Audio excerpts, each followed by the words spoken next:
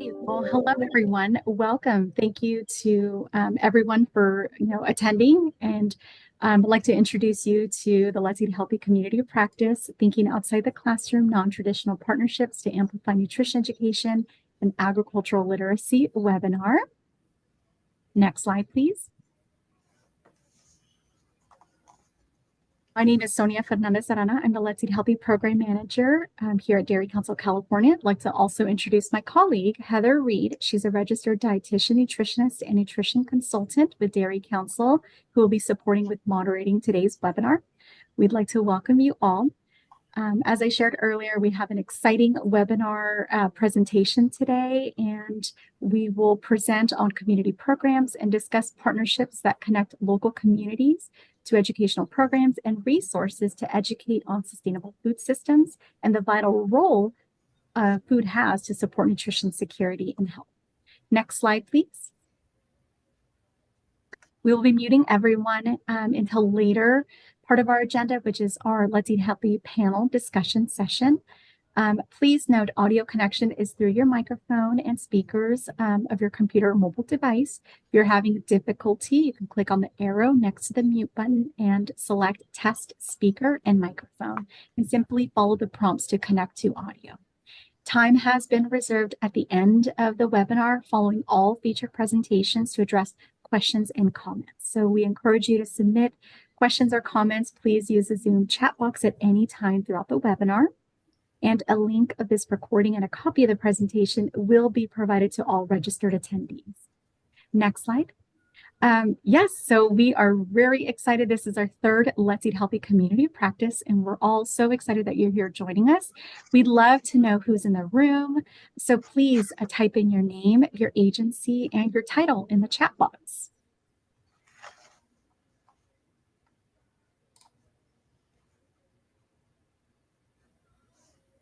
I see some familiar names and organizations, but hopefully we have some new partners joining us. So if you can, that'd be great. Wow, okay. Thank you so much.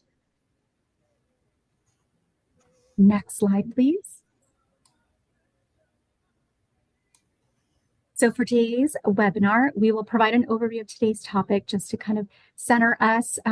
As I shared, we have a wonderful lineup of presenters for this webinar, and you will be hearing from 3 Let's Eat Healthy champions who will share about their organization and how they are engaging audiences and providing experiences to learn about nutrition and agricultural literacy. Our first presenter will be Evie Young, Director of Agricultural Programs from Orange County Fair and Events Center, which includes Centennial Farm. Our second speaker is Katy Young, Executive Director of ImagineU Children's Museum. And lastly is Efrain Valenzuela. He's the Director of Dairy Agricultural Education for Dairy Council California. And then following our featured presentations, we'll bring our speakers together and we'll have some facilitated dialogue and conversation, and we encourage our audience to, share questions or comments during this time. We will also share resources that can support your activation of nutrition education programming, as well as dairy agricultural literacy activities. And in closing, it's important that we hear from you to gather feedback on today's webinar and to help improve future sessions. Plus also identify topics that may be of interest to you for future webinars. Next slide, please.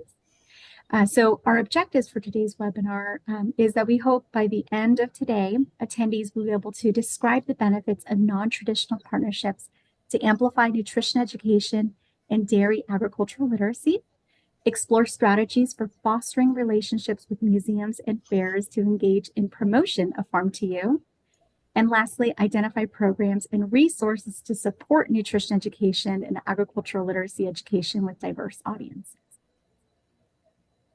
And before we begin, I'd like to share a brief overview of Dairy Council California and its initiative, Let's Eat Healthy, for those that are new to engaging with us. So for over a century, Dairy Council California has collaborated alongside champions of diverse sectors to elevate the health of children, families, and communities. And we are a collaborative nutrition organization working under the authority of California Department of Food and Agriculture.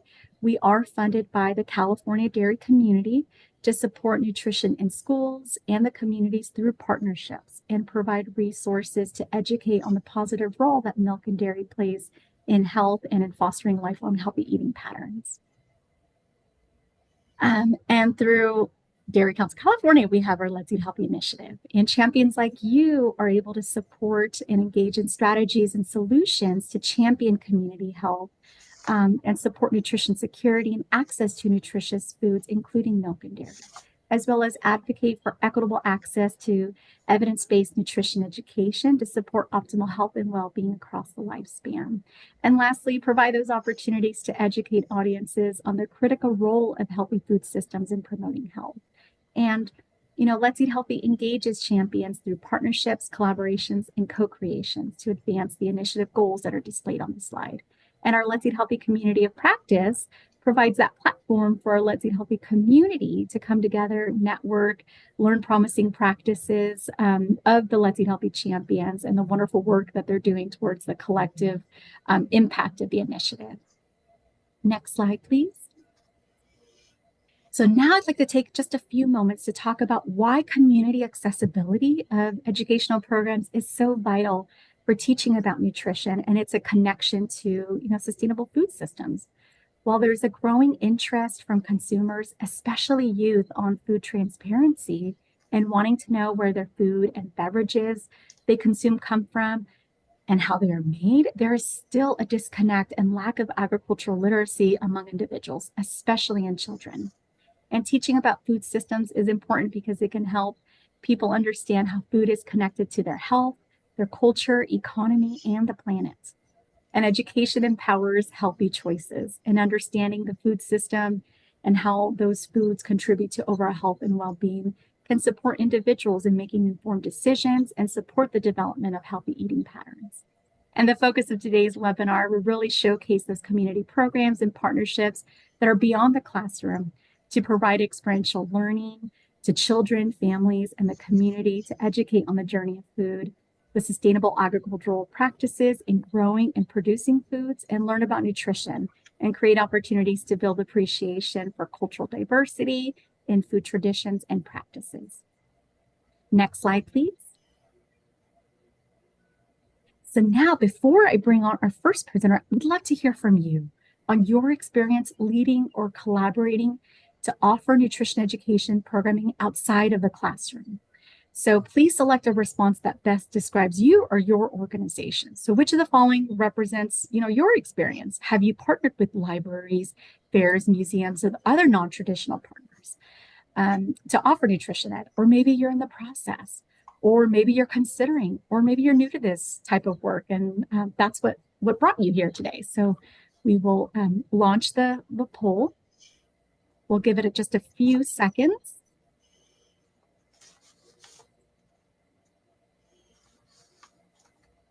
And if you're unable to launch the poll, or unable to respond to the poll, there are numbers associated with the response options, and you can put those in the chat. So hopefully we can see the poll responses.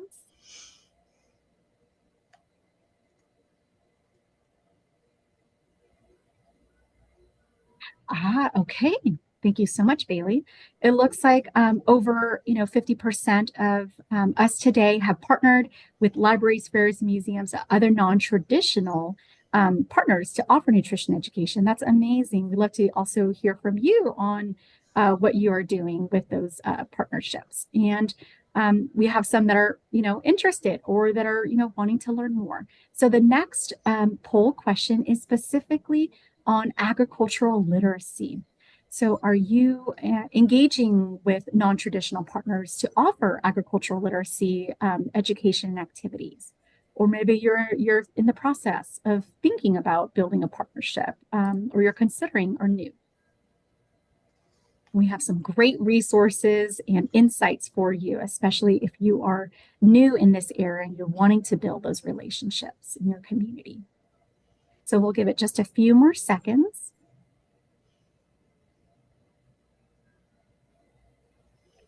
Hopefully we can share those results.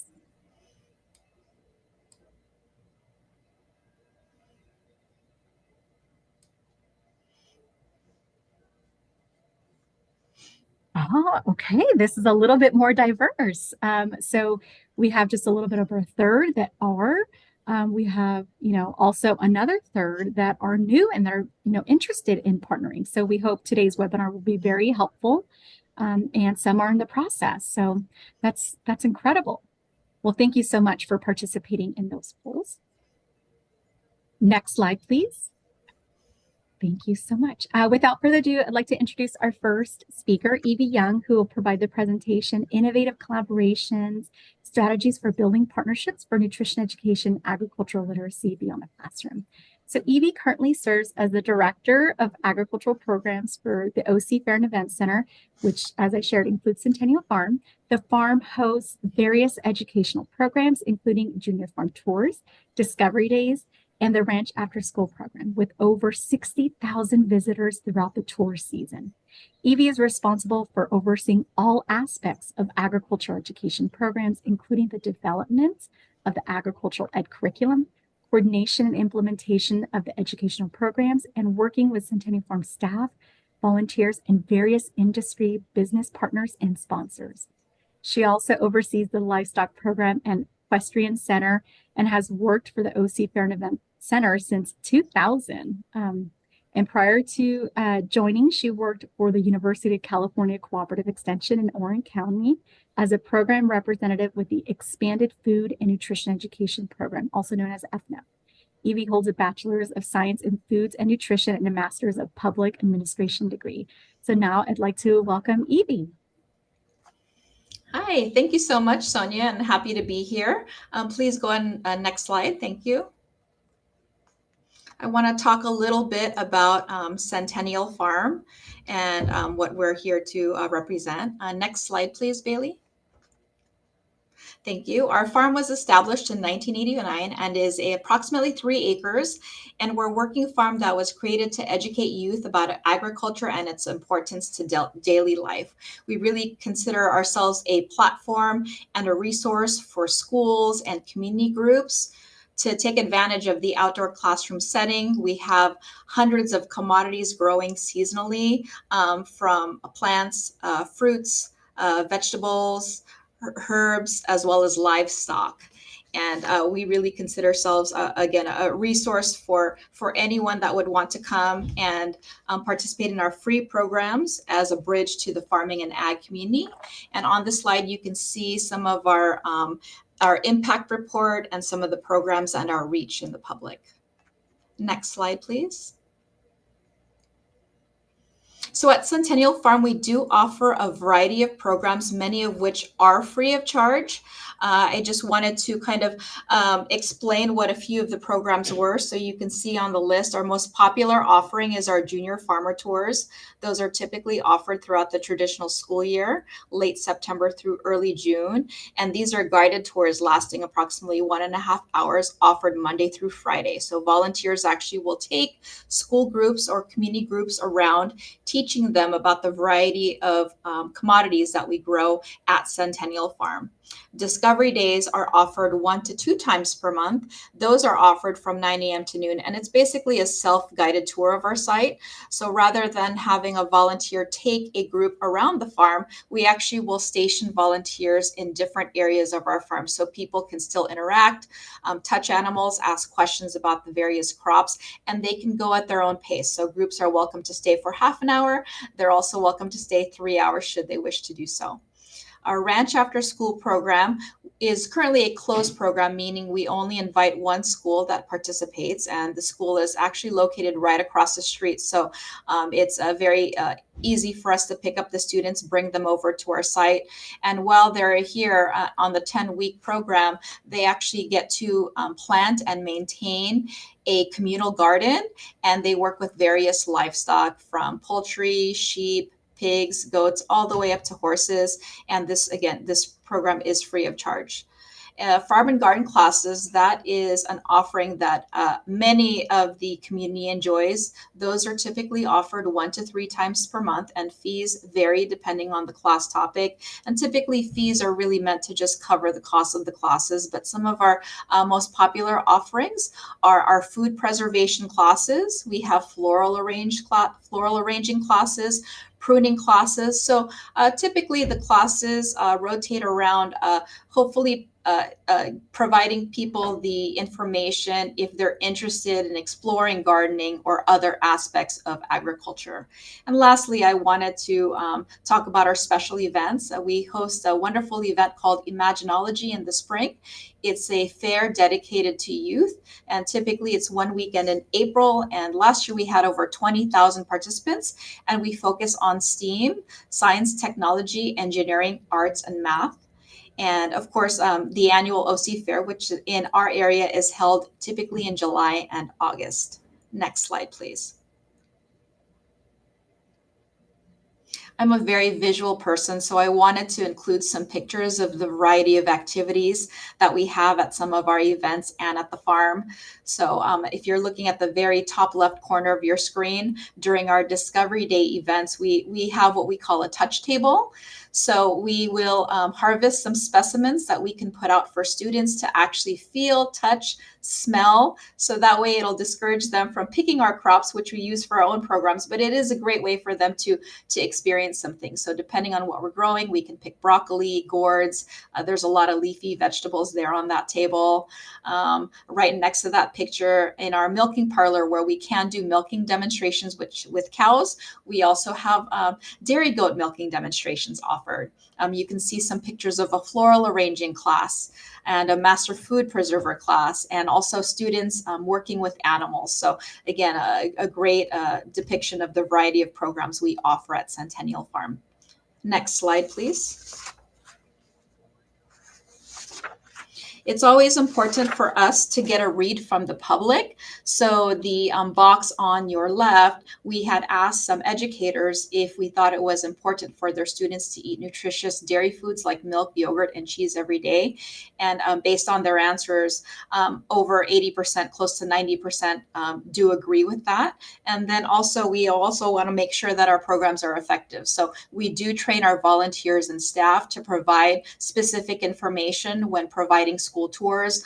Our programs are aligned with Common Core standards. So again, we do work with teachers and educators to make sure that it fits with the needs of the students and their schools. So the next box you can see, we asked a question whether their volunteer farmer highlighted dairy products such as milk, cheese, yogurt, cottage cheese, etc., and shared some nutritional benefits. And I love the response on this. Almost 100% did state that the farmer was able to share this important information. Next slide, please. We couldn't do any of our programs without the help of many volunteers. So currently we do have over 90 volunteers that help with our variety of programming.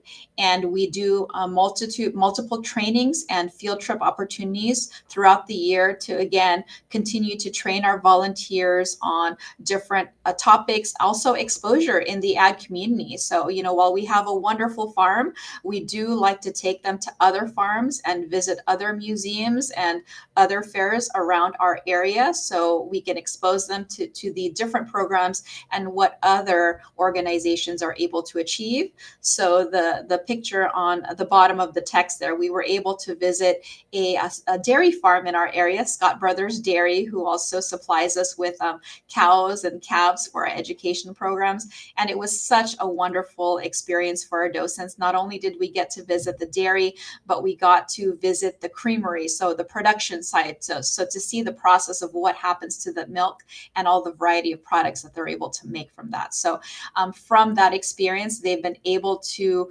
incorporate what they learned into their school tours in order to become more effective volunteers. Next slide, please. Some resources for educators. I see that there are many interested in potentially partnering. I wanted to point out some of the organizations that we have partnered with. While again, we have our own farm, we really rely upon the support and information that we receive from many other organizations that specialize in a variety of topics and subjects. So your local fair. So we are just one fair within the state of California as the 32nd District Agricultural Association, but many counties and other states do also host local fairs. And there may be some fairs out there that also have some sort of ag experience for local students and local communities. They may not have a Centennial farm, but I do know that some do have some smaller farms, or maybe a floral stand or a farmer's market. So they would definitely be good resources. Your local farm bureau. So we have the Orange County Farm Bureau. They host accredited farmers markets here in our area. So we've been able to partner with them, potentially get in touch with a local farmer in case we have any special events we're looking to source some products from. And it's great because we also like to push buying local. So talking about their local farm community and being able to buy locally produced and sourced produce. Of course, UC Cooperative Extension. In our area, they have the master gardeners, the master food preservers, and the master beekeepers. So to be able to reach out to them, many times schools will ask for support in their school garden. While we don't have the staff to be able to go out to the schools per se, the master gardeners do have a program where their volunteers can actually go out to school sites and assist with startup gardens such as those. And again, as I mentioned earlier from a previous slide, our master food preservation classes are some of the most popular offerings that we offer to the public. And it's a great way for the public to learn how to extend the life of their produce, if you will. So they get to learn about dehydration, preservation methods, and basically not wasting anything that they grow or raise. Another great resource would be local universities, colleges, and technical schools. In our area, we are very lucky with our location. We have Orange Coast College, which is right across the street. They have a wonderful horticulture program. We also have Vanguard University, who also is on just on the other side of the street from us. And we currently have a great partnership with them through a college core program with the state of California. They've been able to dedicate a few number of volunteers to our site to assist with our school tour program. And the students basically earn hours that'll go towards scholarships to pay for their university and their education. And other ag schools in our area, Cal Poly Pomona and Mount San Antonio College. I know that those schools do have working farms that they allow community and the public and school groups to come and visit also. And then, of course, your local healthcare agency. We have the Orange County Healthcare Agency, and they have many meetings. They have a group called NUPAC. I'm going to read my notes here for nutrition and physical activity collaborative. And within the NUPAC group, there are over 30 organizations involved. So it's a great place to network, look for best practices, and gain some insights as to what's working for organizations out there. Next slide, please. And a couple more resources that I wanted to point out is 4-H. So we've got many 4-H groups as well as FFA groups. FFA stands for Future Farmers of America within our county. So many times students are looking for volunteer hours. So if you're potentially looking to create a program and are in need of animals or just support as in the form of volunteers, they are great groups to work with, especially the FFA volunteers, because they are high school students, very reliable, and it's always great to see them in their navy blue, their jackets, and their white pants whenever they come for events. They really stand out, and they've got a lot of knowledge, those kids. So definitely tap into your local 4-H or FFA groups if you have them in your area. And then lastly, there are a lot of other organizations out there. So, the way I see it, you don't need to reinvent the wheel there. Rather than duplicating, we like to collaborate and reach out to the people that have resources or maybe have the contacts to be able to get the information from directly. So for example, some other great resources we have worked with include the California Foundation for Ag in the Classroom, the Dairy Council, Students for Eco Education and Agriculture, CAG, and there are many commissions out there that represent various commodities such as the Strawberry Commission, avocado, olive oil, etc. And many of those commissions do have their own publications. If you're looking for recipes, for example, if you want to do a taste and teach, you don't have to look far to be able to get resources that are already tested and oftentimes are free for people who request it through their websites. So those are just a few of the wonderful resources available for schools and community groups out there. Next slide, please. And I just wanted to highlight, the Dairy Council as our host today. We have been lucky enough to receive some Let's Eat Healthy grants in the past. So you can see some various collaborations there. They were able to come to our site for National Milk Day, and we had some schools that were coming on school tours. So to be able to have the mobile dairy classroom out there was a wonderful experience for the kids. At Centennial Farm, we do have our own 2-stall milking parlor. So during our annual OC Fair, we do host daily milking demonstrations. So it's great for us to be able to extend that knowledge. And when it comes to the dairy education, many of the resources we have received from the Dairy Council, it's great to be able to receive that science-backed information that we don't have to research on our own. They have it ready available through their website. We were able to do some cooking lessons with our Ranch After School program. So that's the picture on the very bottom left corner. We were able to buy fun aprons. And again, many of the recipes we did were directly from the Dairy Council website. And we were able to get some donations of some dairy products from local dairies to be able to do some of those presentations with the kids. And of course, when we have our discovery days, just to be able to have some of the coloring sheets available and that are easily downloadable from the website is a very big help because, students, they're just really looking for something fun to do. And you'd be surprised at how many kids want to stop and color a cow. So it's just fun to see the kids enjoy those free activities. Next slide, please. Lastly, we actually do have a video that we created in our milking parlor. So while we may not always have a cow in production or staff available, when people do visit Centennial Farm, they are able to view a video that we were able to update recently due to some of the Let's Eat Healthy grant funds we received. And I'm going to go ahead and ask staff to play that, please. And it's just a portion of it. Milk is a nutritious food, providing 13 essential nutrients that keep us healthy by strengthening our immune system and helping to build and maintain strong muscles. Calcium specifically supports strong and healthy bones. Milk also contains protein, vitamin D, vitamin B12, zinc, potassium, and more nutrients that support healthy bodies.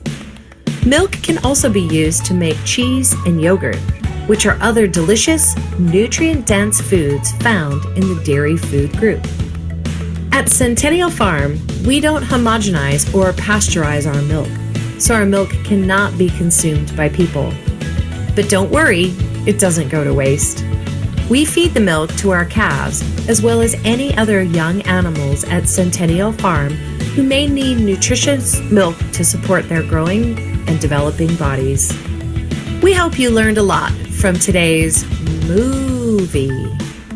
Thank you for watching and enjoy the rest of your day at Centennial Farm. Thank you very much. Thank you so much, Thank you. Evie. Thank you so much. It's such a fun video.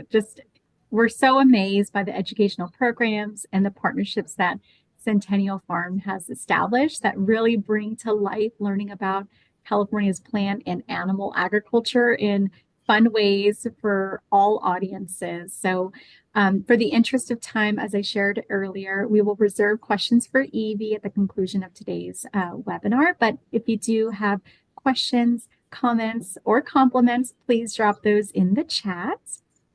I'd like to move us forward. Next slide, please.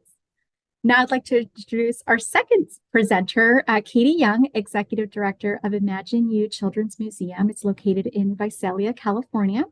Katy is deeply committed to fostering a love for learning. Her dedication is evident in the museum's interactive exhibits, educational experiences, and guest speaker events. Katy's goal is to make the museum a place where the community can both learn and share knowledge about itself.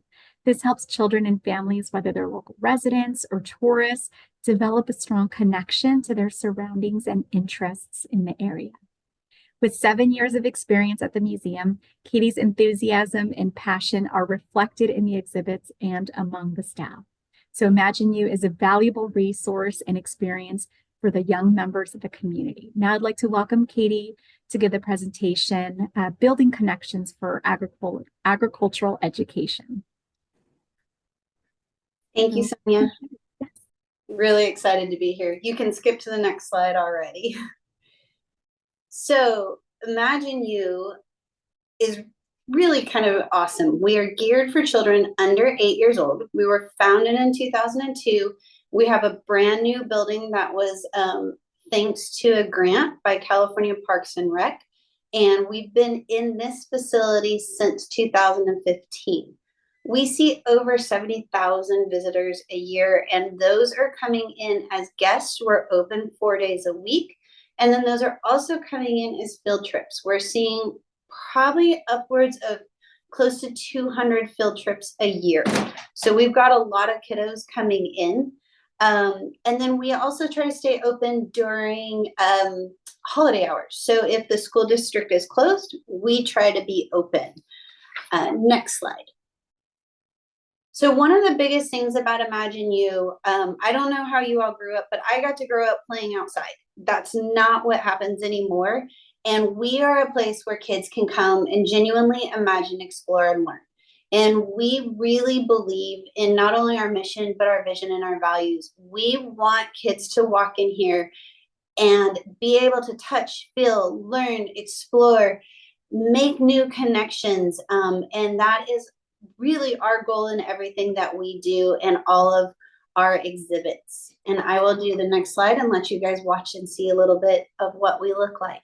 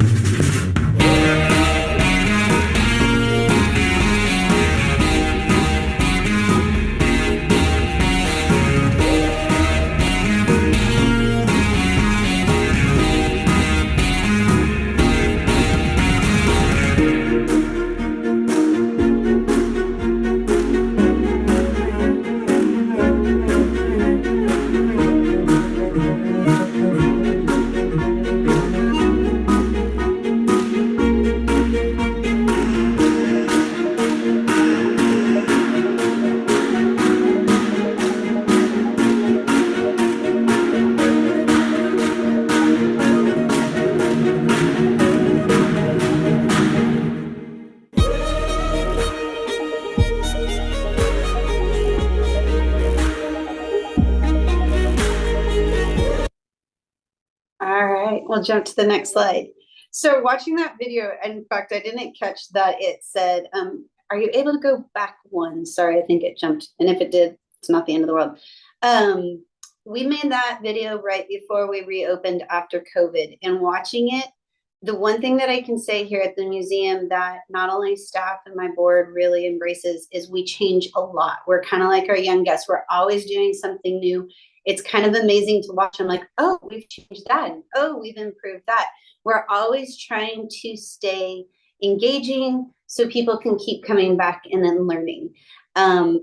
We want it to be hands-on. When you have a lot of times you're telling them, no, don't touch that. Well, we want them to touch things. We want them to go to the farmer's market and grab the food and then go right next door to the food truck and pretend that they're making their farm to table food for their parents. That's how we're educating about things. We live in an agricultural community. We have over 300 commodities that we produce here. So we try to represent some of that. And one of our big things that we are trying to implement is ImagineMe. We want the kids, and more importantly, even the parents, to start imagining these kids what their future could be. If they love playing in the farmer's market, well, imagine me as a farmer. Imagine me as a nutritionist. Imagine me as different things. It gets not only the littles engaged, but the parents engaged too, in a very hands-on, real life kind of way. We tried it in every exhibit. We wrap it. So I think in one of the pictures you saw, like the cattle exhibit. Well, that's a picture of our local area with our local cowboys and his daughter in the picture. So that could be them. They can learn that they can be a rancher and they could grow, or not grow, but raise cattle. In the pick and pack, they can learn that right down the street where they're seeing the oranges, that's what they're finding also in their grocery store. Callie and Betsy, we have an old-fashioned milking cow and a modern-day milking cow. They're seeing where their milk is coming from. So they're not only learning by hands-on, they're learning the sense of community, and they're putting the pieces together, what they're seeing here and what they're seeing as they're driving around our community and even living day to day, going to the grocery store, excuse me. Next slide. So one of the biggest things, and there's cattle country, one of the biggest things about our museum is we are a nonprofit. So we're very dependent on a lot of different aspects, but mainly our community partners. We could not do with what we do without the community coming alongside of us. Almost every exhibit is driven by community partners. So for example, the California cattle women came to me and said, we want to build an exhibit. We sat down, brainstormed, sat down some more, and then a little bit more, and brainstormed and came up with, okay, let's put these cows in the chute. Let's let them doctor them. Let's let them look what it looks like branding. Let's put a little horse on there and let them get to ride a horse. So every exhibit that we do, we try to make around our community partners and giving the child a hands-on experience.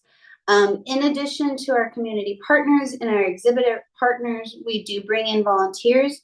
In our world, our volunteers are usually high schoolers that are needing to get community hours, because when you're 6 years old, a high schooler is like a superhero.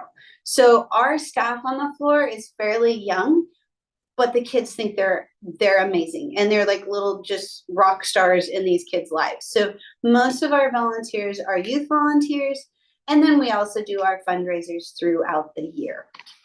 On the next slide. So a little bit more about our exhibits. As I was saying earlier, they're industry related. So this one we worked with CDI. We talked, and this actually, again, looks completely different. Once again, it always is a work in progress. But we work with those partners. We figure out what message they want to get across versus what message we want to get across and how we do that. So like through the information boards, through games, through just getting to milk the cow. Those are all teaching the kids, and honestly, most importantly, in some ways, the parents too. So our education is geared towards the parents as much, or if not more, than the kids, because the kids, they're just having fun. The parents are really the ones that are reading and they're like, oh, I didn't know that. And so we want to do that. We want to educate them so then they can in turn educate their kids. And then we try to be inspiring. We don't know what their future might hold. In fact, I've heard a story where a young man used to go to the exhibit or to the museum. It now formed his career. He enjoyed doing so much in one of the exhibits that he is now following in that career path. That's what we want, hence the ImagineMe program of this is what you could do. You like milking the cow? Well, guess what? One day you could be a dairy farmer too. And next slide. And I think I was a little fast, but that is kind of it. That is our pick and pack. So again, as you can see, we utilize wall wraps. We utilize visual and color.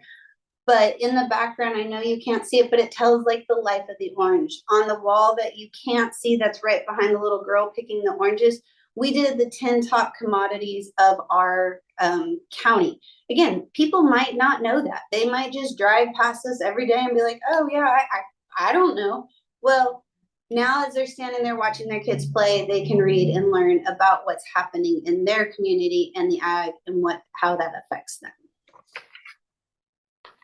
And that is us in a nutshell. Well, thank you so much, Katy, for sharing about the diverse exhibits that ImagineU offers, and also sharing about just, how powerful it is to have those multi-organizational collaborations and everything that it takes to create those immersive experiences, not only to educate children, but also, right, their parents, their families.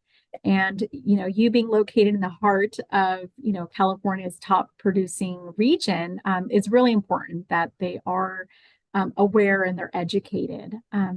So for the interest of time, please submit any questions, comments, or compliments for Katy in the chat. And now we will bring on our last presenter. So I'd like to introduce Efrain Valenzuela. He's the Director of Dairy Agricultural Education for Dairy Council of California.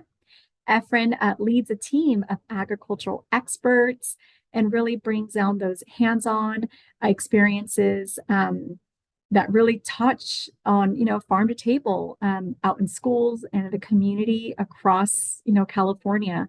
And by thinking outside the classroom, Efrain fosters non-traditional partnerships to amplify nutrition messages, teaching students and their families the journey of food and the importance of healthy eating.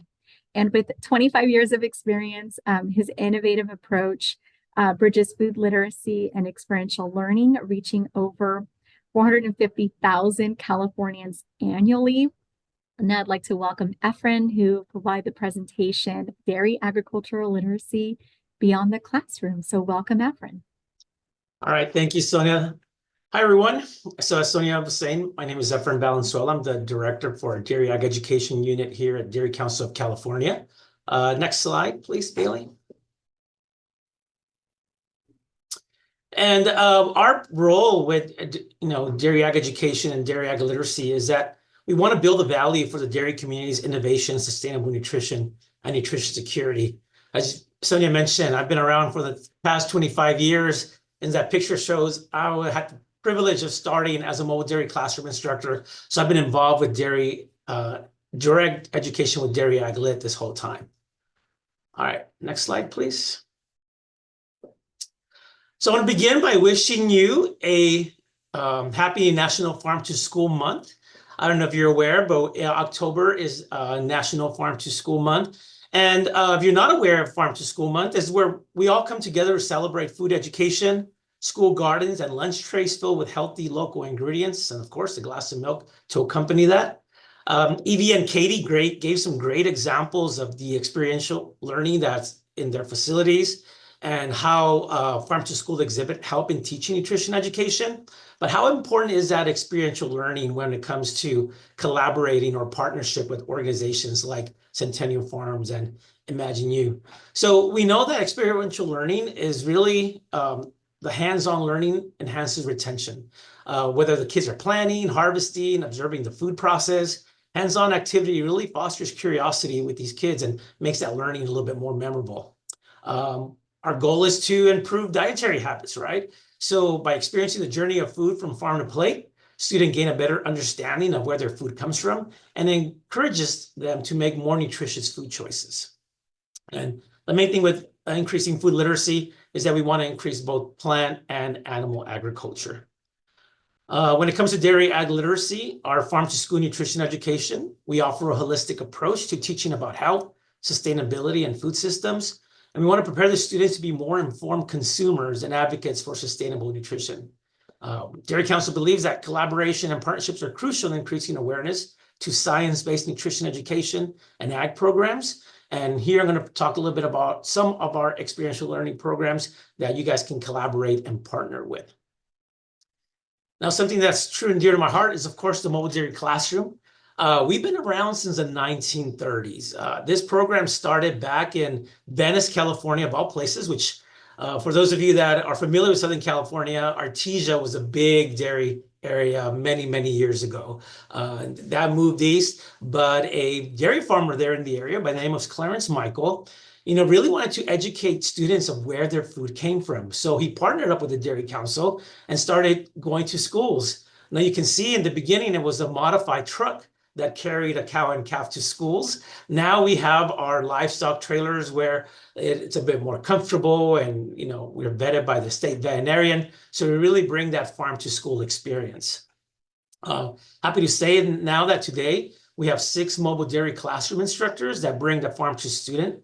Like Sonia mentioned, over 450,000 students, and that equates to about more than 700 schools per year.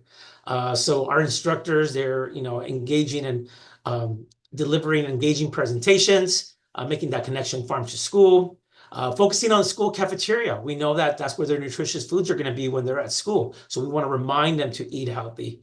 And this experiential learning presentation allows the students to be actively involved. I myself am a product of the LA inner city school system. So, I didn't have agriculture growing up. I didn't know what agriculture was. So it's very satisfying to see the reaction of these students when we open up the door and they see a cow for the very first time. And even rural areas where we might, Central California, Visalia, they consider themselves an inner city now. So, kids don't travel to the farms anymore and visit those locations. Next slide, please. So one of the things that we are really committed to is community outreach.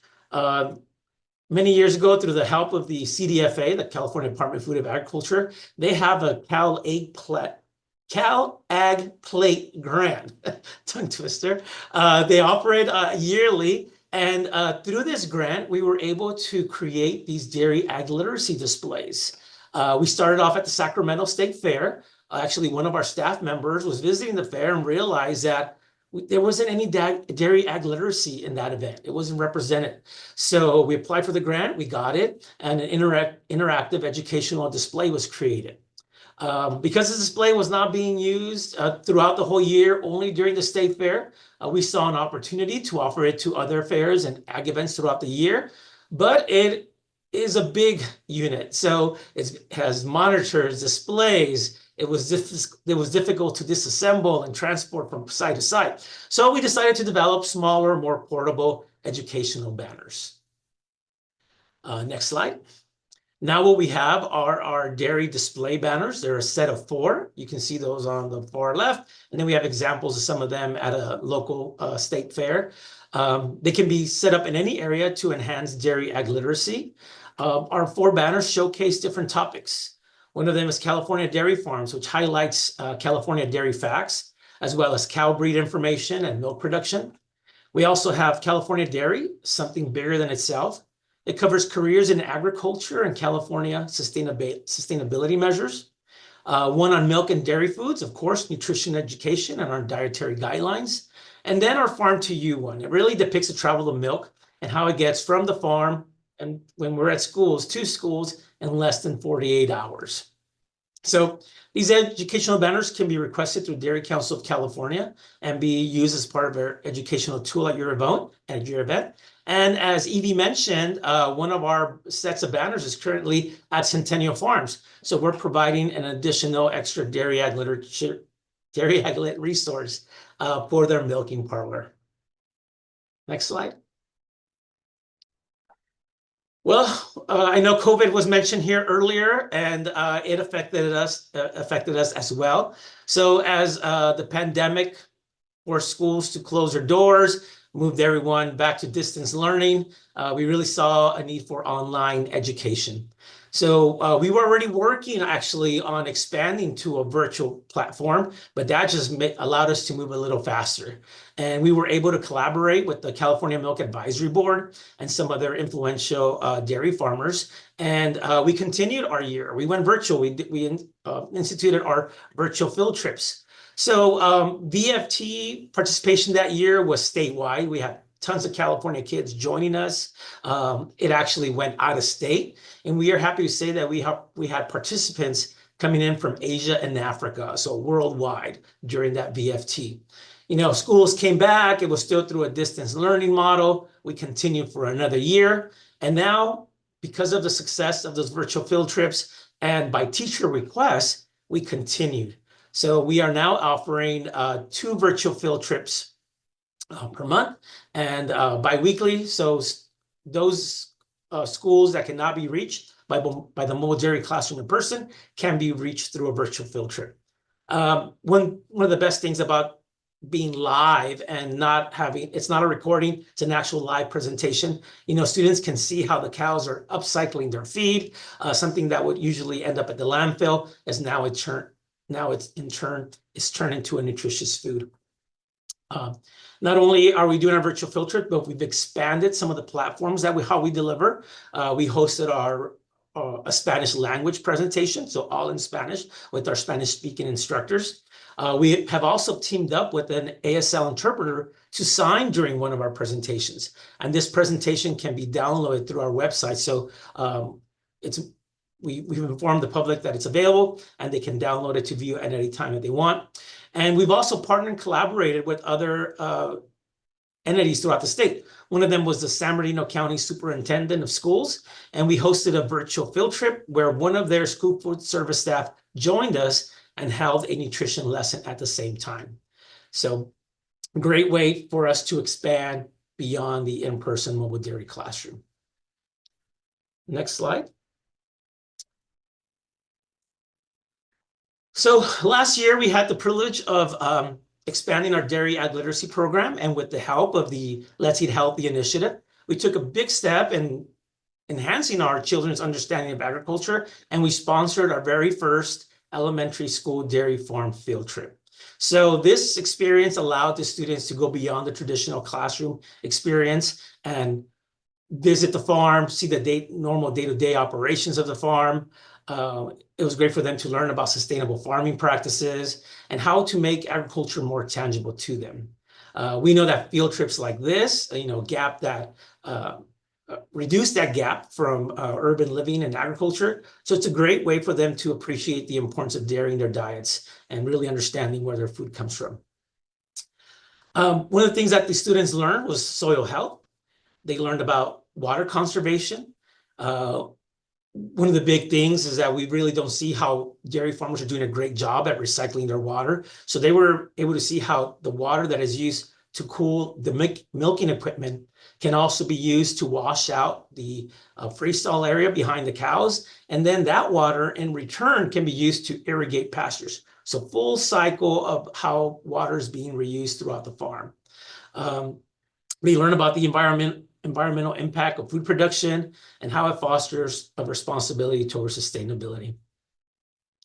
One thing that we do have now also available is our new Explore Dairy program. So not only were these students able to go to a dairy and see it firsthand, but now we have programming that we can use in conjunction with the tour. This program provides activities that encourage learning about dairy and agriculture, and it ensures that students continue that education beyond the farm. One big thing that we're working on right now is a comprehensive farm tour toolkit. I'll say that slow because it's another tongue twister for me.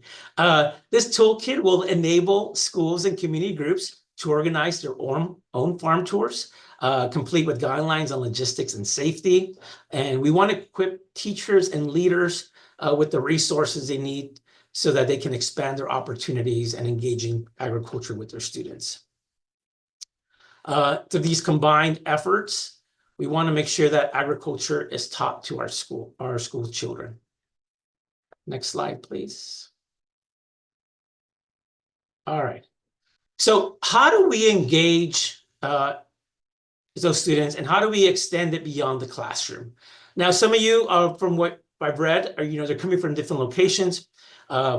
We are used to going to schools. So looking at those different avenues within the schools or different areas they might be on, the cafeteria is always a great place to extend that nutrition education and activities. Things like farm to trade days can be created where students learn about the origin of their food. You can set up tasting tests or taste and teach also, where locally sourced fruits, vegetables, and dairy products can be tested by the students. And you can even collaborate with your school food service staff to ensure that the cafeteria is a place where students make connections between the food they eat and agricultural practices. After school programs provide an ideal opportunity to dive deeper into ag education. These programs can allow for hands-on activities, gardening, cooking with locally sourced ingredients, visiting local farms. Educators can partner with ag experts to run workshops to explore topics like I mentioned earlier, soil health, sustainable farming practices, or animal care. One thing we sometimes forget about is our community events, partnering with Girl Scouts, Boy Scouts, and broadening that reach of ag education. We know that these opportunities can allow for badge earning opportunities, and it's something that the Boy Scouts and Girl Scouts are always looking for. Events of collaboration like local fairs, farmers markets, community events can help bridge that gap between schools and the wider community. And we know that by weaving agriculture education into these everyday spaces, we create a holistic learning environment that extends far beyond the classroom and fosters a deeper connection to food and farming. Now, by looking at your results on the survey, some of you are experts already. Some of you are just getting started in building partnerships. For us and the audience that we have here are partners. Some of that was organically grown. I've known Evie, I don't know, over a decade now. We worked hand in hand over the years, and that helped us build that partnership along the way. But we understand that partnerships are essential for amplifying that impact of nutrition education efforts. And how do you go about building this process? Now, for some of you, it's going to be very basic, but for some of you, hopefully it's helpful in building those, and how do you build those relationships along the way? So the first thing we have to do, right, is identify those potential partners. You start looking for those organizations or sectors that share that common vision. Evie gave a great example of all those different departments that are available to collaborate with. And I'm pretty sure there's going to be a recording after this, so you can follow up with those slides and get the names of those partners. And not only do we have a mobile dairy classroom here in California, but there's mobile dairy classrooms in other states as well, so you can reach out to them to partner and build partnerships with them. Building those partnerships, you want to make sure that you're building, you have a shared goal and value at the same time. So once you identify those potential partners, you want to make sure they're aligned with your educational mission, value, and expected outcomes of the collaboration, right? So if you want to promote sustainable nutrition, you want to make sure that both organizations are talking about the importance of balanced diets, the environmental impacts, and where you're going to source those sustainable food options. Agreeing on those specific goals early will really help you build that partnership, keep it strong. And the main thing that we learn with partnerships is communication and collaboration. You can't just build a partnership right away and it goes on its merry way, right? Constantly communicating, setting up your expectations, doing your regular check-ins, your open dialogues, and your updates following the initial partnership will really help you move your opportunities along the way. Partnerships that we form beyond Centennial Farm, we work with California Ag in the Classroom. So they have a dairy fact sheet that they share to California teachers. We vet their California farm information. So that's one way of sharing that information and broadening that reach. So like I said, some of them are organic, some of them you have to develop a little further and seek out, but really knowing what your goal is going to be is going to help you establish those partnerships in the future. And that is my presentation. Thank you. Well, thank you so much, Efrain, for sharing about the various, dairy agricultural literacy education resources that, our organization, Dairy Council California, offers, and that they're accessible to everyone on this call at no cost, but also providing strategies for ways that many of us, especially if they work in schools, ways to engage schools beyond the classroom, right? Thinking outside the box, And also sharing those best practices for ways to, foster partnerships. And that's what brings us, many of us on this call, is to learn different strategies and techniques and, insights for ways to, expand our partnerships within the organizations that we work for. And if you have questions for Efrain, please share those in the chat box or compliments as well. And now I'd like to invite my colleague Heather Reed. We're going to go ahead and start our Let's Eat Healthy Champion panel discussion. Well, thank you, Sonia, and a big thank you to all of our speakers. I heard so many good ideas of ways that ag literacy and nutrition education are already happening, as well as some suggestions of partnership. I thought while we're waiting for some questions from our audience, I had a few for our panel, beginning with Evie. Evie, you mentioned that the Junior Farmer Program was your most popular program, and I was wondering what aspect of that farmer program do you feel that the parents and children like the most successful? Oh, that's a great question. For our Junior Farmer Tour program, we cater towards K through third grade, and I think for them, at that level in school, they're reading a lot of farm-centric books, if you will. So they sometimes come in their farmer outfits. They sing "Old MacDonald Had a Farm." So to be able to see the animals in real life, see the crops in real life that they read about in the storybooks, I think they're just so in awe, and I love that. So, the exploration, the one thing we notice when the kids get off the bus is if you've ever been to a farm or you work at the farm, they all plug their noses up and say, "Ooh, it stinks." But by the time they leave, no one complains about the smell. In fact, they don't want to leave. So it's the full experience of it. So being able to see the animal, being able to smell the animal, being able to touch the animal, being able to hear the animal, I think that's really what elevates the program and what everybody loves about it. Well, thank you. And it's so cute that they come in their farmers' outfits. Katy, a similar question. You were talking about the career program that ImagineU offers, and I was curious, what do the children feel is like the most interesting career, the one that they most often select as something that they'd like to pursue? Ooh, you're kind of stumping me, Heather. I don't know that I have that feedback. I think from watching the experiences, I think if they're about the 3 to 5 range, I'd probably say fishermen, if you really wanted to know the truth, because we have the little fishing pond, and that's one of the highlights, followed closely behind maybe an ag mechanic changing tires. So now the parents might be leaning more towards some of the other building and engineering brains for their kiddos, but I'm definitely thinking it's the make-believe and the hands-on play one of like fishing and changing tires and maybe being an actress. So I'm not sure that I'm going to go off the littles choices. Well, someday we'll have to put a dietitian one in there, right? We will, definitely. That would be fun. And we could do it out on the farmer's market. So it might happen sooner rather than later. That is so great. Efrain, I was going to ask you a question about what have you noticed, or what do you think have been the benefits of providing education in these non-traditional venues, partnering with the fairs and these different events?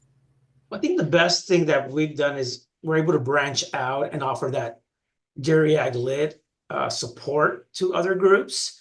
With our mobile dairy classroom, we have that initial direct education to the schools. But when it comes to county fairs, developing these Dairy Ag Lit banners, we started with that one big unit, but we said, hey, let's provide this. And when we sent out that marketing out to the state and say, who is interested in these banners, we had like 15 county fairs respond right away.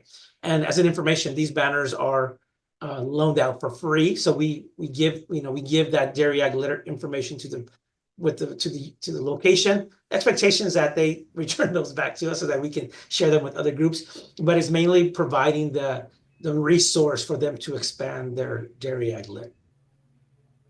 Thank you. Yeah, the banners are really nice and portable, and it's so great that the Dairy Council would be lending those out, and other programs could consider developing those as well. Evie, what advice would you give our audience about how to go about building partnerships that provide, and get funding for these programs? I would say don't be afraid to ask for what you want. You just ask Katy to feature a dietitian, and I'm sure it's going to happen. So I think to me, collaboration is key for our programs. We're not always stuck with the information we have. We'll get updates constantly. I was a nutrition major. I remember when we had the pyramid, now we're at the plate, and I'm sure things will still continue to change. But I think to keep an open mind, and I think people would be surprised how collaborative in nature many of the other organizations are. And sometimes, you just have to bring in different ideas to achieve the mission you're looking to achieve. So, well, thanks. And Katy, I'd ask you the same question. What advice or what, kind of lessons learned have you gotten from partnering? You know what? I think Evie said it perfectly. It's all about collaboration, listening, and being willing to come back to the table time after time again. I'm going to use our renewable gas exhibit. I can be honest and say that I have maybe the mind of a child, because until I watched the child's video, the poor man had to tell me 5 times like how it worked. And then once I got it, then we were started, because really when you think about renewable gas, how the heck are you going to make it fun? We did.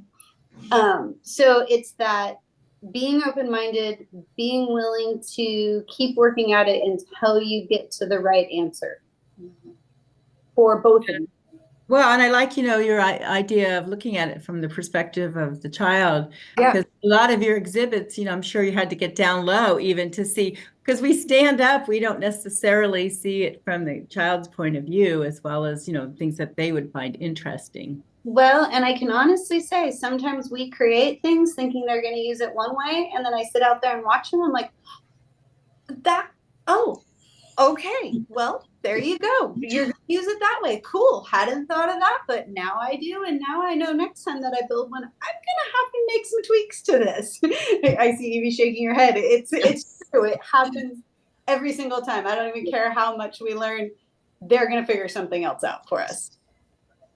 Efrain, do you have anything that you'd like to add to that about, things to consider? I know you did a very thorough review of some of the broader things, but any specific thing about working with fairs, for example, that you would recommend?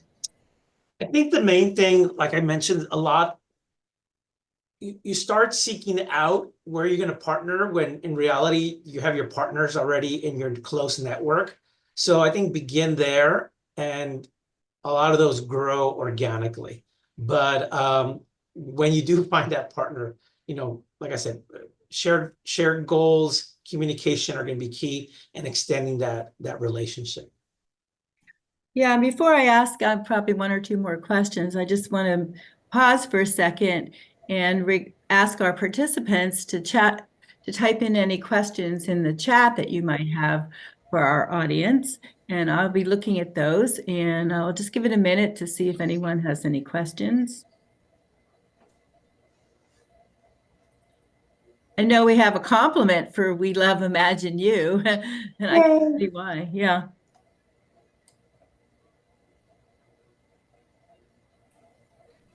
I received a question that was sent to me directly. So the question is, can community organizations support with building out, display or exhibit messaging? And then the second question is a twofold question. And what are some upcoming opportunities for collaboration within, the presenters' organizations, if there are any? can you repeat the first part of the question, Sonia, please? Sure. The first question is can community organizations support with building out display messaging? So I'm assuming that's pertaining to maybe Katy mentioned, always keeping the exhibits fresh. You, Evie, I know within your organization, you guys also, assess the needs of the community, your audience, and making sure that the exhibits and the messaging is, up to date and fresh. So can community organizations who provide maybe expertise in a certain area support with that, messaging, building out of the messaging or writing that messaging? Sure. I mean, on our end, I mentioned Discovery Days is one of our programs. So typically, because we can see anywhere from 300 to 1,200 students at a time for that particular program, we actually have different organizations participate on our Discovery Days. So, for example, we have our Orange County Beekeepers. We actually do have the Dairy Council come in on those days. Also, we have local weavers and spinners who highlight fiber from various animal sources. So outside of the posters and seeing the animals in person, it's a great extension of our messaging and the education because they can talk to the experts in person. And if a teacher wants to go back to their classroom and extend that learning, you have the resources there on site that can provide them the websites or links to go to them directly. So in a way, you're eliminating the middleman. So I go back to us being the platform because Discovery Day program is a free program. So we have a lot of mommy and me groups. We have a lot of homeschool groups, everywhere from pre-K all the way up to actually high school on those specific days. So it's wonderful to see the variety, but having that support from other organizations to me not only helps extend the ag literacy that we provide at the farm, but extends the ag literacy that they provide from their viewpoint as well. Yeah, right. And are there any upcoming opportunities for collaboration in Centennial Farms Horizon that you know of, or things in the works? If you're able to, disclose that, where maybe Absolutely. there's folks here who might want to reach out and say, hey, I'm hearing that you're planning on doing X. We might be able to collaborate and support in whatever that capacity is. We have a ton of exciting events upcoming. I would recommend that folks visit our website, ocfair.com. Under agriculture programs, Centennial Farm is listed. So we do have a Discovery Day for those that are local to our area coming up on October 18th if they want to see that program in person. We also have farm and garden classes, which we offer.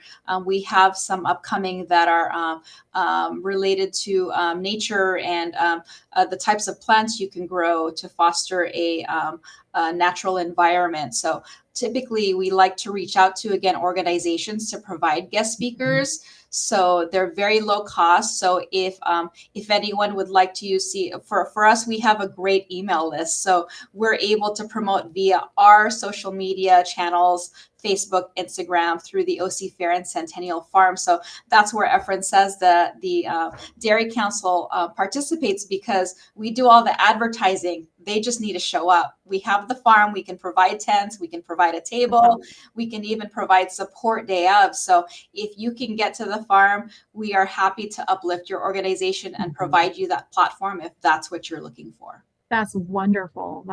Sounds like a great, partnership there, that, infrastructure that you have set up within Centennial Farm. Evie, what about ImagineU? Are those, as you're reimagining your exhibits, it sounds like you do share that you are really leaning in on the expertise of the community and engaging, community members to be part of that reimagination process. So is that an area, if someone does have expertise in, that they can, come in and support? Yes, on so many different levels, the answer is yes. One, whether that's within exhibits and providing more information and more education within exhibits, or even let's say there's not an exhibit dreamed up yet and there's not the budget for it, but we even have, I call them fence signs, but we've created signs along the fence and it's like, did you know boards? Oh, and wonderful. a lot of times I'm the one that comes up with them and I find the most random facts ever because I think they're memorable. Like, did you know that most of dust in your house is skin? And that's really gross. And then kids will remember it. And so will parents. So, but we never say no for the most part, as long as it fits within our demographic and that information, we can figure something out. Again, I feel like knowledge is valuable, and getting that information out to the public in one form or another, whether, like you said, whether it's through our social media or our videos or even within our signage here. So Great. That's great. I love that Love you have Did You Did You Knows. Know? Yeah. That's amazing. Yes, because sometimes, right, as you're going through one exhibit, you're continuing to learn. It's Yeah. a whole, educational experience from the minute you walk in the door to you walk out. I love that. And Definitely. are there any upcoming opportunities within ImagineU that you're Oh, doing? yeah. Maybe call out for collaboration or? I don't know that I would say like there's a hard, fast plan. There's always opportunity. It's not like we would be waiting for that right one. My suggestion would be call us, talk to us. Let's walk and talk and dream. You never know what those opportunities are, and we don't necessarily, since we do run almost 365 days a year, it's always something that we need more of. So there's not that like, oh, well, let's wait till spring. No, let's just do it. Let's talk. Let's see how we can make this happen. Yeah, I like that. And Efrain, if there's anything you're welcome to, add to. Yeah, what I would like to, conversation. communicate is that we can think of the farm bureaus throughout the state and in other states as well. So they're always looking for people to partner up with and be a part of those ag day, especially specifically the ag day events that are held by Farm Bureau. So if you have something you want to present, you have a specific topic, they're more than happy to support you helping them put on an exciting event. No, that's great. Yeah, that's a really great tip. Definitely see what your local farm bureau has because most likely, like Efrain said, there are, some community events being organized. So that's great. Okay. I don't believe that there are any other chats. Bailey, did you receive any chats or excuse me, questions? Okay. But if something does come up, please feel free to drop those in the chat and we can address those before we conclude. But we'll go ahead and move forward to our next question. Is actually for the audience. Heather, I'll go ahead and let you take it away. I'm really interested since it is, Farm to School Month, to hear from our audience just how you plan to celebrate Farm to School, some great ideas to share with the other folks, and then any takeaways you might have gotten from today's webinar that support your plan. So please type those into the chat. I'm going to be watching those for a moment to see what people are sharing. Someone's saying that they're going to go to a farm to school conference in Nebraska, go out of state. A really great way to get ideas is to talk to people from other states.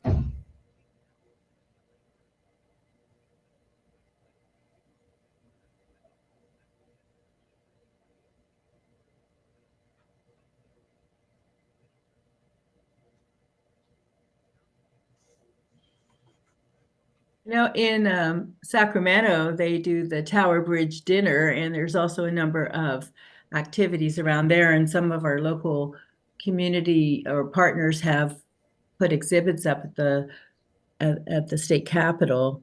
I don't know if anyone's doing that or other things that people are doing. We have someone, from different states here too, and I'm wondering what you're planning to do. And for those that are looking for ideas, we team up with school food service staff and highlight the local foods in the area. Sometimes they can bring in farmers. Let's say you're talking about Los Angeles, there's really not inner city agriculture anymore. But if you bring a strawberry grower from Ventura to your local area, that's one way of making that connection. And of course, we team up with school service as well to highlight those dairy foods, in the school cafeteria. So that's one way of really showing that direct farm to school connection. Yeah, and I know that Sonia has a number of resources she's planning to share at this webinar. So unless there's any other ideas that people want to contribute, you can keep contributing them. But Sonia, if you wanted to go ahead and share those resources, I think this would be really helpful. Of course. Yeah. So we have some great resources. If you're quite not sure, you haven't solidified your plans yet, we hope after today's webinar, you feel, inspired. So the first one is get ready to go on a fun food adventure. It's the Efrain briefly mentioned this. It's the Let's Eat Healthy Together Explore Dairy. So this resource was actually co-created in partnership with Lodi Unified School District here in California, as well as California Foundation for Agriculture in the Classroom, as well as the San Joaquin County Office of Education. And we also invited many teachers across California to contribute to that development process. So Explore Dairy is an exclusive digital unit. It's offered in 3 grade level adaptations, so K to 2, 3 to 5, and secondary, and it builds value for milk and dairy foods as part of a healthy eating pattern. And there's lots of great short experiential lessons and tastings integrated into that unit. Efrain did a great job of really talking about the mobile dairy classroom program.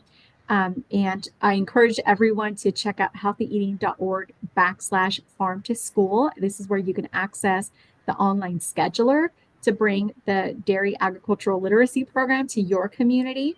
You can also access the online video series and also register to attend an upcoming virtual live farm to school tour. So encourage you guys to check that website out. The next resource is, this is also a co-creation. Next slide, please. The next resource is our Let's Eat Healthy Together. This was co-created with Los Angeles Unified School District's wellness programs in collaboration with KLCS. It's a PBS affiliate station, and they developed a Telly Award winning broadcast, which is Let's Eat Healthy, and it consists of 12 10 to 15-minute episodes, and it takes a viewer on a journey of food discovery through nutrition, agriculture, cooking, culture, and really exploring your senses. So this is also a resource accessible through our website. You could visit healthyeating.org/together. And the episodes can be great to play in the classroom as part of, nutrition curriculum, or maybe in the cafeteria during meal times, or maybe during open house or open nights. These would be great videos for wellness clinics or wellness centers, maybe even potentially museums. I know Evie has used this resource within her Ranch After School program and that curriculum. But this could be a great resource to include in part of your programming. Next resource. And there is a video which we won't play. That's okay. Thank you, Bailey. The next resource is our Let's Eat Healthy toolkit, which is provided by Dairy Council. This toolkit is also a co-creation, and it's a curated resource guide for professionals like yourselves working together to empower healthy eating. So the toolkit offers these guided call to actions to support credible resources structured around 4 steps. So it's learn, educate, advocate, and collaborate, each contributing to the advancement of the Let's Eat Healthy initiative. So there's a screenshot on kind of the educate section. It's an example of, for example, an action really encouraging professionals to learn about the variety of different turnkey, student, and community-friendly educational resources that are available through Let's Eat Healthy, and find ways that you can, integrate or adopt those within your program. So you can access the resource, this toolkit, at healthyeating.org. And lastly, we do want to mention, as I shared earlier, this is the 3rd community practice. We held 2 community practice webinars last school year. So this is, there is a playlist that you can access if you want to continue to stay up to date on the various different topics and, what we're elevating through this community practice. So I encourage everyone to check out the playlist. Is accessible through bit.ly/LEH webinars. So we did one on the functional health benefits of foods and really talked about how nutrients and food work synergistically to impact health. And the second webinar was on our 2024 food and nutrition trends for educators and health professionals. And we did a highlight on the implications of artificial intelligence in the educational sector. And we do elevate organizations who really bring in that expertise on the various topics, such as, today we really have Efrain, we have Evie and Katy joining us. So please, I encourage you to, check that out. Next slide.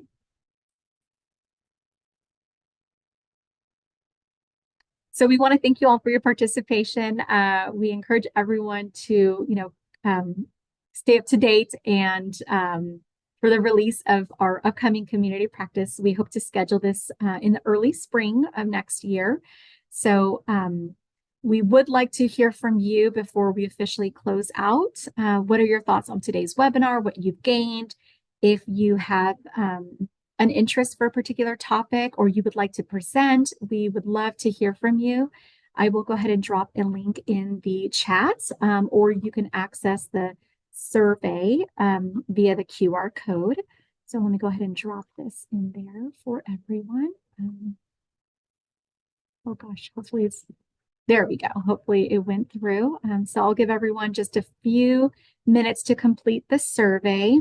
There is a certificate of attendance that's available for download upon completing the survey. There are 2 certificate types. The first one is specifically for school nutrition professionals, noting the professional standards codes. The second one is a general certificate of attendance for non-school nutrition professionals. Just give it about 2-3 minutes.